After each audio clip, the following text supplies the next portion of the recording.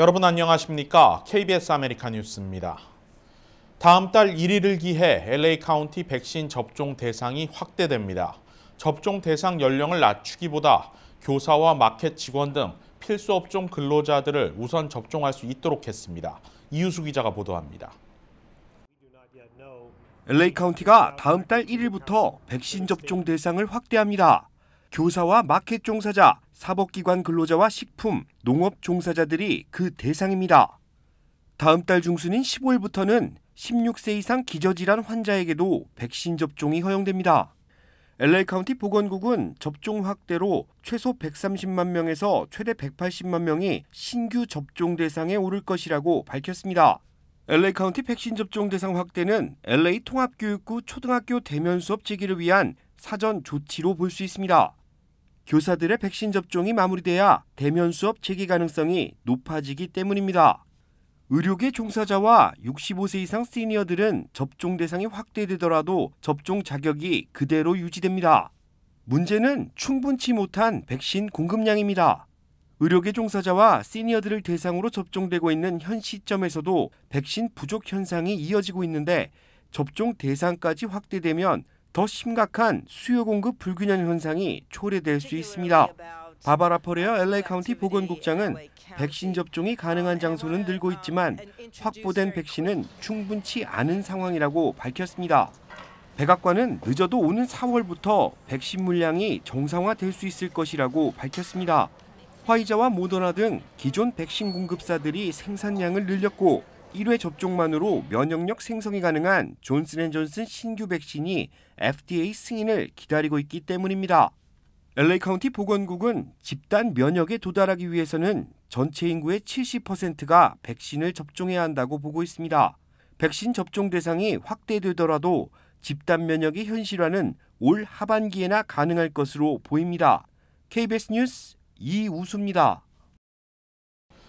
이처럼 백신 접종 우선 대상을 변경하는 가장 큰 이유는 학교들의 대면 수업 재개가 미국 경제에 미치는 영향을 고려한 것입니다.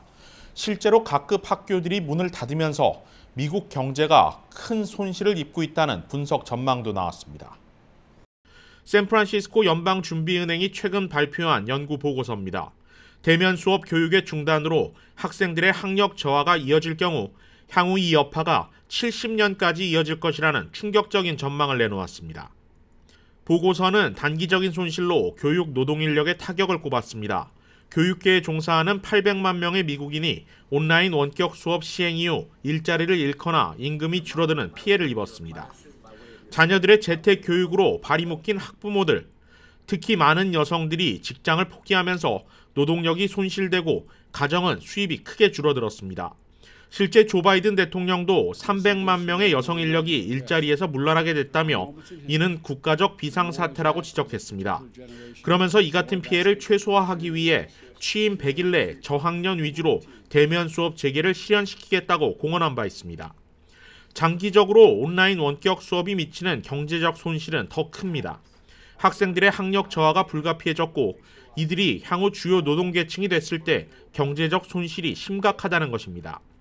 실제 센서스 인구조사국이 의뢰한 설문조사 결과 미국 내 86%의 학생들이 온라인 수업을 받게 되면서 45%의 학생들이 이전보다 공부를 소홀히 하게 된 것으로 나타났습니다. 연준은 학력 저하는 대학 졸업생이 줄어듦은 물론 고등학교도 마치지 못하는 학생들이 1%포인트까지 늘어날 수 있다고 전망했습니다. 교육적인 손실을 경제적 수치로 환산하면 앞으로 미국 경제는 매년 0.25%포인트의 GDP 손실을 가져올 것이라는 분석입니다. 특히 첫 10년간은 영향이 적다 해도 학생들이 주요 노동인력이 되는 25년 후부터 경제 손실은 2배인 0.5%포인트로 늘어날 것으로 전망됐습니다.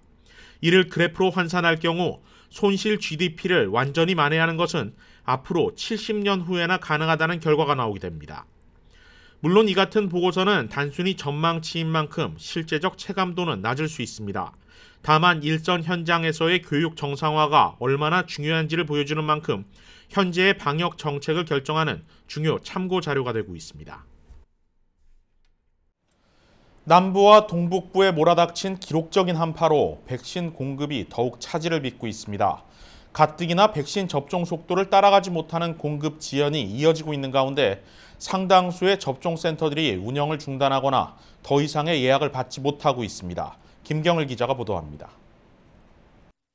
기록적인 한파로 전국이 눈으로 덮였고 지금까지 30여 명이 숨졌습니다. 이례적인 한파로 몸살을 앓으면서 코로나19 백신 접종도 차질을 빚고 있습니다. 텍사스와 미주리 등 6개 주는 일부 백신 접종 센터의 운영을 중단했습니다. 남가주의 대형 접종센터도 운영에 차질을 빚고 있습니다. 디즈니랜드는 모더나 백신 공급 차질로 다음 주 월요일까지 운영을 중단한다고 밝혔습니다. 오렌지 카운티에서 두 번째로 큰 소카대학 백신 접종 센터도 오는 토요일부터 일시 폐쇄될 예정이라고 밝혔습니다. 재운영 시기는 추가 백신 공급 여부에 달렸다고 덧붙였습니다. 오는 26일 추가 백신 접종 센터로 예정됐던 애나임 컨벤션 센터도 운영이 지연될 전망입니다. LA 카운티도 차질이 우려되고 있습니다. 에릭 가세티 LA 시장은 약 12,500명이 내일 백신 접종을 예약했지만 예약 연기 통보를 받을 수 있다고 알렸습니다. 접종 예약을 위한 온라인 사이트도 전국적인 한파로 접종이 지연될 수 있다고 알리고 있습니다. 한파가 계속될 경우 수만 명의 예약이 취소될 위기에 처했습니다. 백악관은 기상 악화로 코로나19 백신 공급이 지연되고 있지만 백신 접종센터 운영 연장과 백신을 안정적으로 공급하기 위해 주정부는 물론 로컬 정부와도 협력하고 있다고 밝혔습니다. 또 백신 생산과 접종센터를 더욱 늘려 더 이상의 차질이 발생하지 않도록 계속 지원해 나가겠다고 밝혔습니다. KBS 뉴스 김경일입니다. LA 카운티 내 코로나 일일 확진자 수가 지속적으로 감소한 데 따라 일주일 평균 일일 확진자 수도 3,000명 선 아래로 내려갔습니다. LA 카운티 보건국은 지난 7일 동안 집계된 코로나19 평균 일일 확진자 수가 2,230명을 기록했다고 밝혔습니다. 앞서 지난주와 이번 주 들어 일일 확진자 수가 연일 1,000명대를 기록한 데 따른 것으로 일주일 기준 일일 확진자 수가 3,000명 아래로 떨어진 것은 올해 들어 처음입니다. 보건국은 다만 지난 주말과 연휴 기간 미집계된 확진자 수가 반영되지 않은 결과로 다음 주 평균치는 다소 올라갈 수도 있다고 설명했습니다. 실제 어제 카운티 일일 확진자 수는 2,394명, 오늘은 이보다 많은 2,873명으로 집계돼 다시 3,000명 선에 근접하고 있습니다. 태어난 신생아가 얼마나 살 수 있을까를 산출하는 것을 기대 수명이라고 하는데요. 코로나19 이후 미국인들의 기대 수명이 크게 줄어든 것으로 나타났습니다. 연방질병통제예방센터 CDC는 미국인들의 지난해 상반기 기대 수명이 77.8세로 산출돼 1년 전 같은 기간보다 1년이 줄어들었다고 밝혔습니다. This is a huge decline, and it's not something that we've seen. I mean, you have to go back to World War II, 1940s, to find a decline like this in the past. 실제로 미국인들의 기대 수명은 20세기 초 스페인 독감과 2차 세계대전 이후 계속 상승 추세였습니다. 이번 산출은 또 지난해 코로나 대유행이 시작된 상반기 집계만 반영된 것으로 CDC는 지난해 전체 사망자 수까지 대입하면 기대 수명은 더 내려갈 것으로 보고 있습니다. 성별로 남성의 기대 수명은 75.1세, 여성은 80.5세로 산출됐으며 인종별로 흑인과 히스패닉의 기대 수명 감소치가 백인보다 더 크게 나타났습니다. CDC는 이번 결과가 코로나 팬데믹 영향 속에 상대적으로 열악한 보건 환경에 노출되기 쉬운 저소득층을 중심으로 더 큰 영향을 미친 것으로 분석했습니다. 트럼프 전 행정부의 공격을 피해 의도적으로 코로나 사망자 수를 은폐 축소했다. 앤드류 쿠오모 뉴욕 주지사를 향한 이 같은 의혹 논란이 연일 확대되고 있습니다. 여기에 쿠오모 주지사가 진상규명을 촉구한 란 킴 한인 뉴욕주 의원에게 폭언과 위협을 가했다는 사실까지 공개됐습니다. 자세한 소식 제휴사 뉴욕 KBTV가 보도합니다. 쿠오모 뉴욕 주지사는 지난 15일 보고 지연에 대한 책임을 통감한다면서도 주 의회에 정보를 제공하지 않는 것은 전혀 문제가 되지 않는다며 사망자 수 보고가 지연된 것일 뿐 은폐하거나 축소한 것은 아니라고 부인했습니다. 이번 사태와 관련해 주 의원들은 쿠오모 주지사에게 부여된 방역, 백신 보급 관련 비상 권한을 축소하는 방안을 논의하고 있으며 일부 의원들은 쿠오모 주지사의 탄핵을 바라고 있기도 한 것으로 알려졌습니다. 한편 일각에서는 쿠오모 주지사가 이번 논란이 불거지지 않도록 막기 위해 주의회 의원들에게 탄원을 넣고 자신에게 비판적인 이들에게는 정치적 보복을 위협했다는 주장이 나오고 있습니다.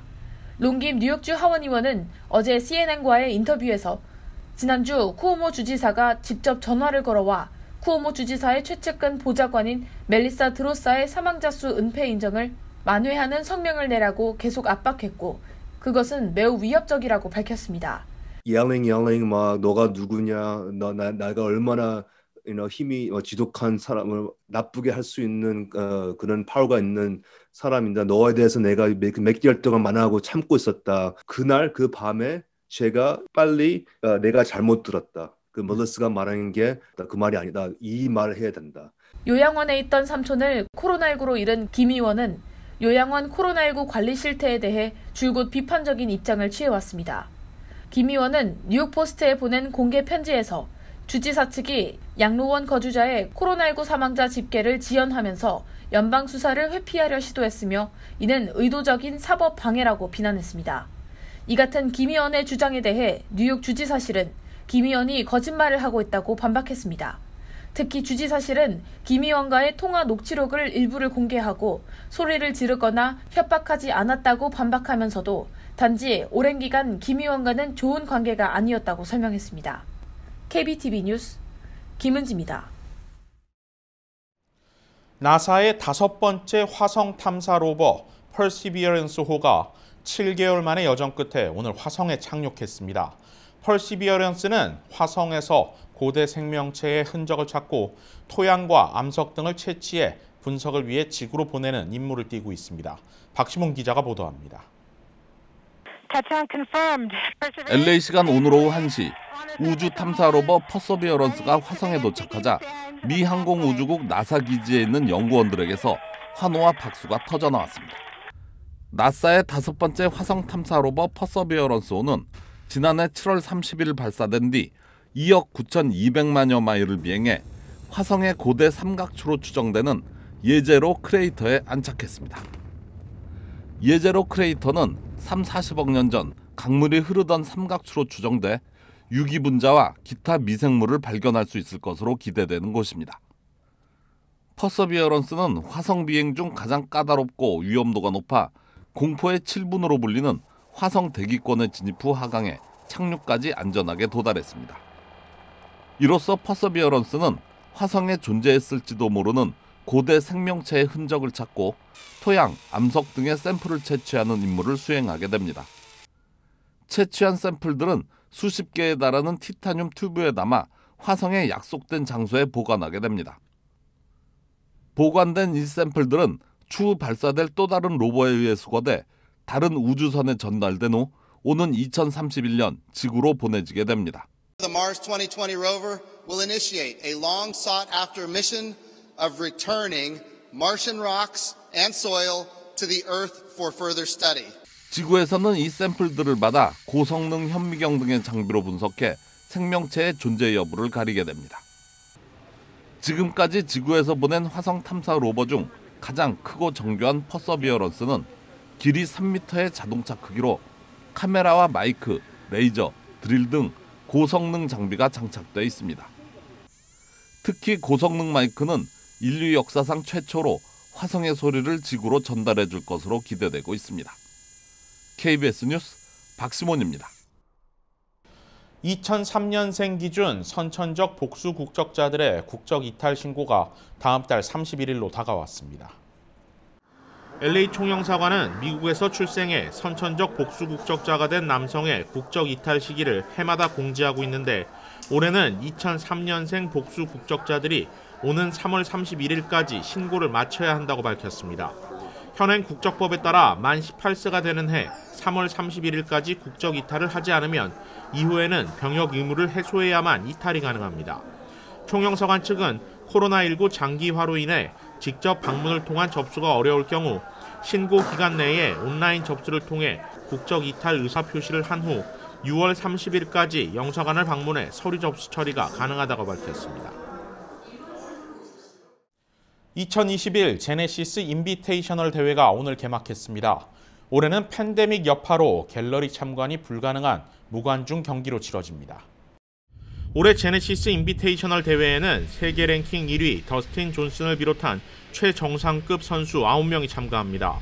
김시우 선수와 김태훈 선수, 케빈나 선수 등 한인 선수들의 활약도 한인 골프 팬들의 기대를 모으고 있습니다. 제네시스 미국 판매법인은 올해 경기가 무관중 경기로 치러지는 만큼 별도의 유튜브 채널을 통해 디지털 홍보 행사를 펼칠 계획입니다. 제네시스 인비테이셔널 대회는 오는 21일까지 리비에라 컨트리 클럽에서 이어집니다. 오늘의 주요 단신입니다. 어젯밤 LA 한인타운 한 주택에서 화재가 발생했습니다. 인명피해는 없었습니다. 이 주택은 이전에도 화재 피해가 발생한 곳으로 소방당국은 정확한 원인을 조사하고 있습니다. 중남미 이민자들의 미국행이 다시 늘고 있습니다. 멕시코 지역 쉼터 운영자는 이민자들이 너무 많아 수용할 공간이 없다고 밝혔습니다. 조 바이든 행정부 출범과 중남미 지역 자연재해로 미국행 이민자 행렬이 더욱 늘고 있다는 분석입니다. 세계보건기구 WHO 조사팀은 우한에서 바이러스가 발견되기 전 세계 어느 식품 공장에서도 코로나19가 발생하지 않았다고 밝혔습니다. 현재 개발된 코로나19 백신들이 남아공 변이 바이러스에는 큰 효과가 없을 수 있다는 연구 결과가 나왔습니다. 연방노동부는 지난주 신규 실업수당 청구 건수가 86만 천여 건으로 집계됐다고 밝혔습니다. 전주보다 13,000건 늘어난 수치입니다. KBS 아메리카 뉴스 마칩니다. 고맙습니다.